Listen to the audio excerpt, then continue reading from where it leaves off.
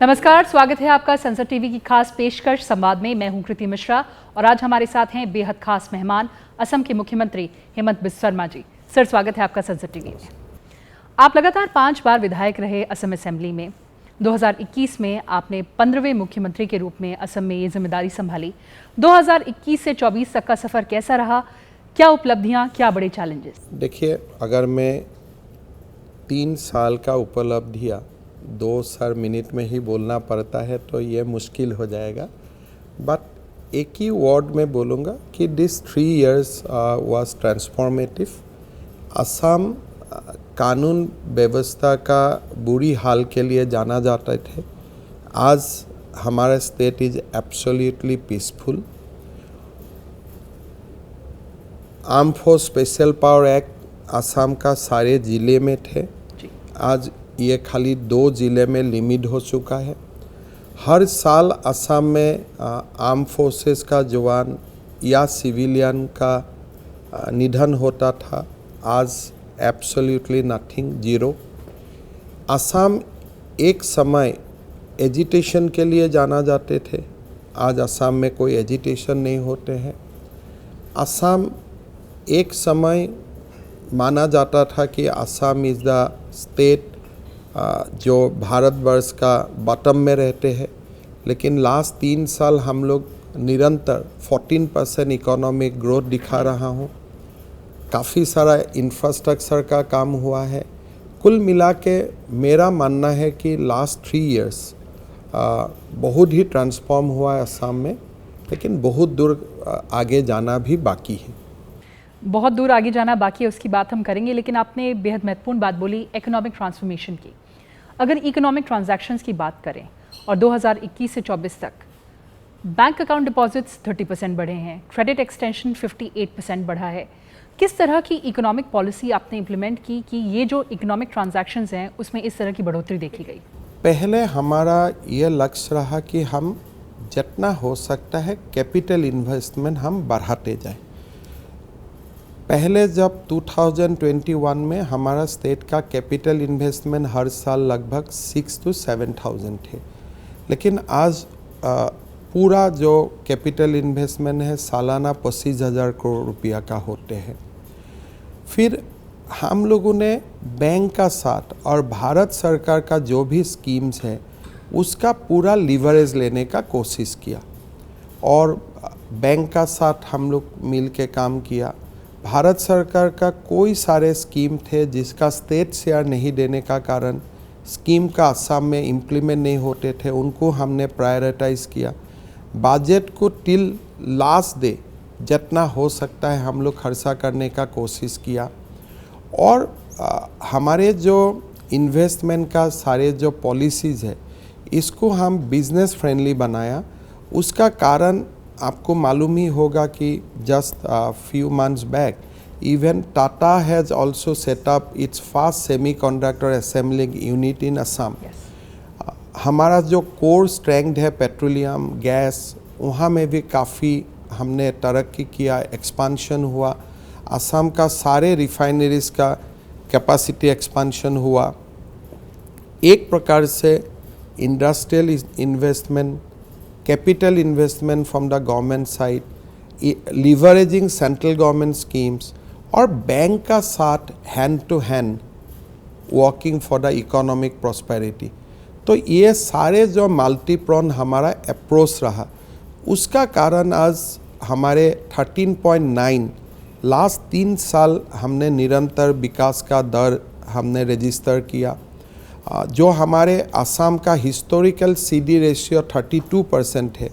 इस बार आपने देखा होगा इकोनॉमिक जो हमारे पॉलिसी आते हैं साल का, उसमें दर्ज किया गया है कि 58% हमारे CD रेशियो आ पहुँचा है और सेंट्रल गवर्नमेंट का सारे जो स्कीम्स है उसका इम्प्लीमेंटेशन में आज हम टॉप 5 स्टेट्स हैं।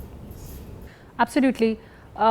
There's another very significant achievement of your government, Mr. Chief Minister, that is reduction of child marriages by 81%.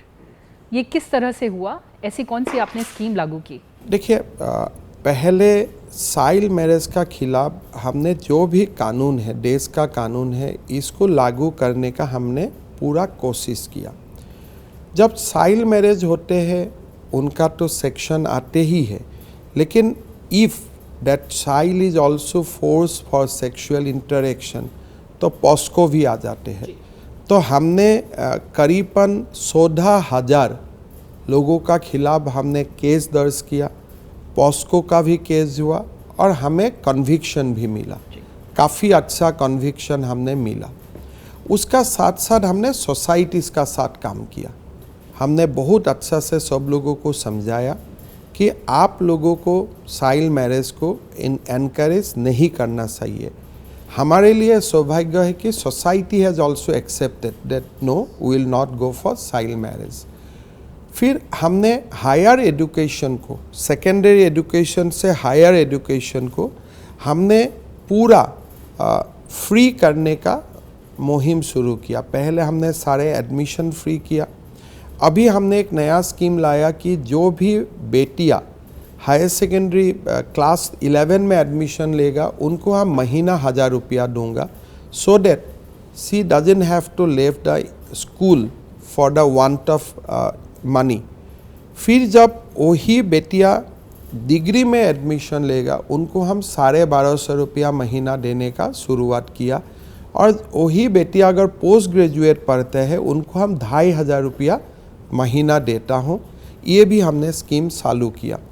साथ साथ में जो सरकार का हेल्थ इंफ्रास्ट्रक्चर, आपका जो भी हेल्थ इंटरवेंशन से हमारा आशा, हमारा आंगनवाड़ी वर्कर, उनका जो फील्ड में जो इंटरेक्शन होता है लोगों में, उसमें भी हमने काफ़ी एडुकेटिव करने का कोशिश किया।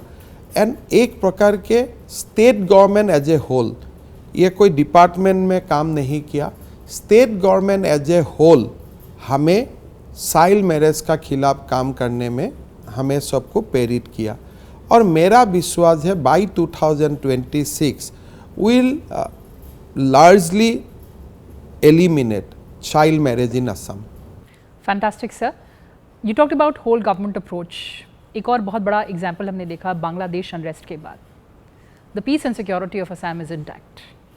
फिर वो चाहे सिक्योरिटी फोर्सेस हों या स्टेट गवर्नमेंट मशीनरी हो, कितना मुश्किल रहा ये समय? देखिए, हमारे एक है कि बांग्लादेश हमारा नेबर है जी। जो भी बांग्लादेश में होता है उनका इम्पैक्ट असम, त्रिपुरा, मेघालय और वेस्ट बंगाल में देखा जाता है। जब बांग्लादेश में ये हुआ, तुरंत भारत सरकार ने हम लोगों को निर्देश दिया कि आप बॉर्डर को पूरा सिक्योर करो, कोई भी बॉर्डर से इंडिया आना नहीं चाहिए। हमने उनको भी सिक्योर किया, और साथ में जो लोग बॉर्डर तक आते हैं, खास करके हमारे हिंदू शरणार्थी, हमने तो बोला कि आप लोगों को हमें बांग्लादेश में ही सिक्योर करना है। 2, 4, 10 लोग भारत आने से समस्या का समाधान नहीं होगा जी। हमारे जो सिक्योरिटी है, हिंदू को जो सिक्योरिटी है, we have to ensure in Bangladesh itself. तो एक सरकार का तरफ से डिप्लोमेटिक एफर्ट भी चालू है, और लार्जली रिफ्यूजी इंडिया आने से ये समस्या का समाधान नहीं होगा। बांग्लादेश का सरकार को जो भी डिस्पेंसेशन बने उनको हमें फोर्स करना पड़ेगा कि you have to give security to the minorities. मेरा मानना है कि उस दिशा में काम हो रहा है, और हर दिन कुछ ना कुछ डेवलपमेंट भी हमें दिखाई देते हैं। जी, असम की डोमिसाइल पॉलिसी भी बहुत चर्चा में है, किस तरह का इम्प्लीमेंटेशन होगा, कब आप देख रहे हैं टारगेट इसका? असम का एक विविधता है, जैसे असम में हमारा असमिया मूल लोग भी है, साथ में कोई सारे लोग 2, 3, 4 जनरेशन का पहले वेस्ट बंगाल से, बिहार से, यूपी से कोई सारे लोग हमारा यहाँ माइग्रेट किया, और ये माइग्रेशन चलते भी रहेगा जब तक हमारा यहाँ में इकोनॉमिक प्रॉस्पेरिटी होगा। Migration is also a part of economic aspiration. हमेशा माइग्रेशन को निगेटिवली नहीं देख सकता हूँ, it is also a positive connotation. So हम एक डोमिसाइल पॉलिसी बना रहा हूँ it is a dynamic policy, it will be evolving policy. जो भी नया लोग असम में भी आएगा, अगर उनका बेटा बेटी भी असम में जन्म होते हैं, क्लास 10 तक यहाँ पढ़ते हैं, तो उनको भी हम डोमिसाइल मान लूँगा, provided he or she is an Indian citizen.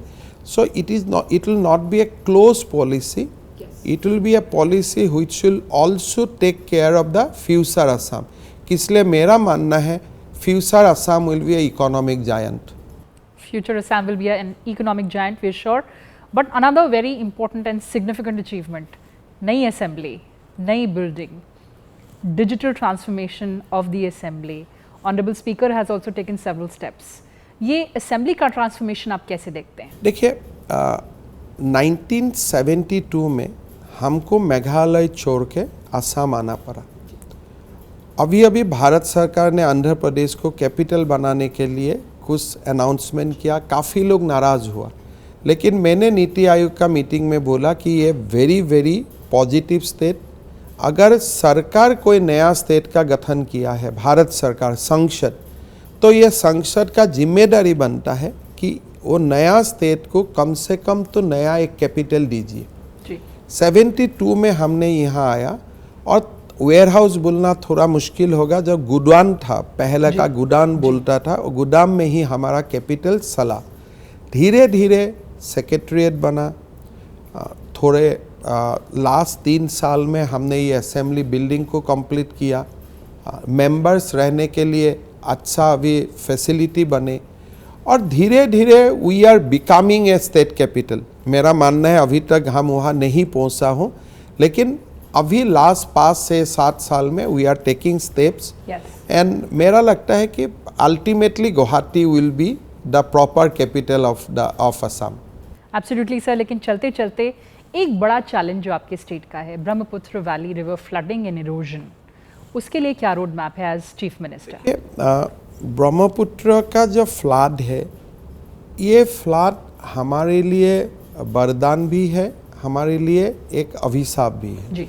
जैसे हमारा काजीरंगा इकोसिस्टम है, अगर फ्लड नहीं आएगा वो इकोसिस्टम नहीं रहेगा, इट विल गो आउट। सो हमारे लिए flood management is important. Flood हमारा यहाँ नहीं आए, it is not important. Important is we have to manage the flood well so that it can contribute in the prosperity of Assam and it doesn't lead to devastation.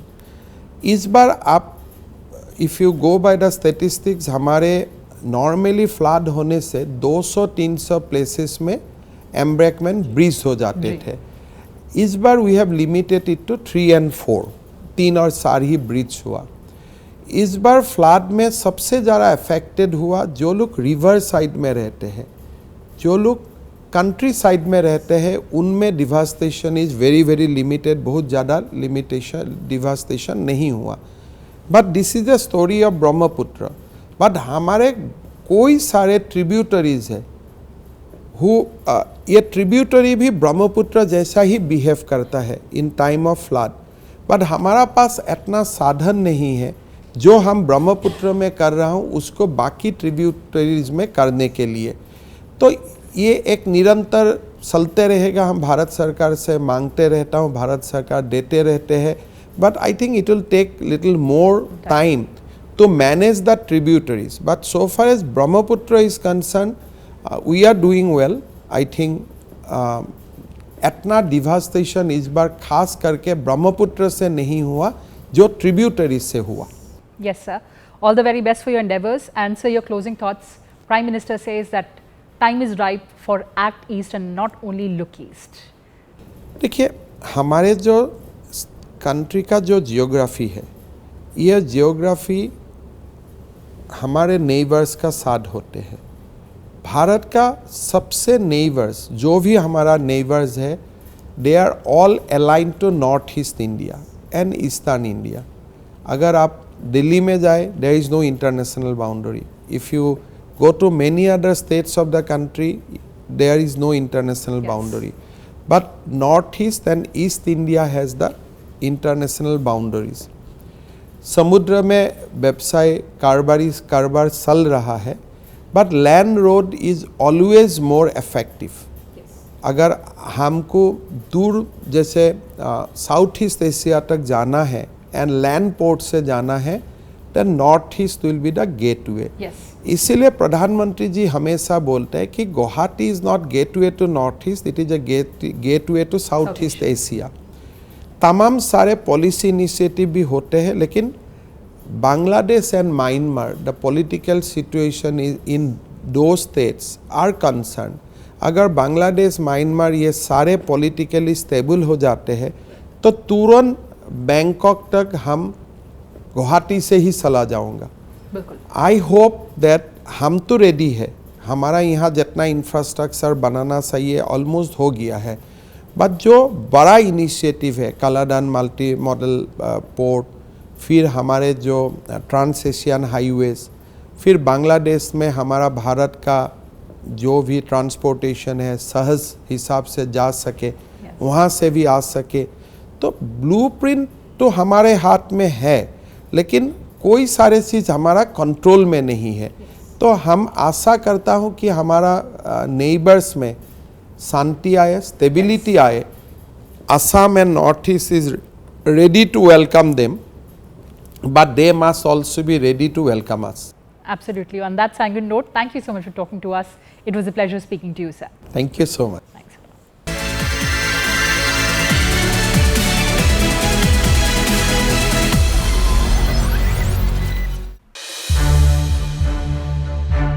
To watch more programs of Sunset TV, subscribe to our YouTube channel and don't forget to like and share them.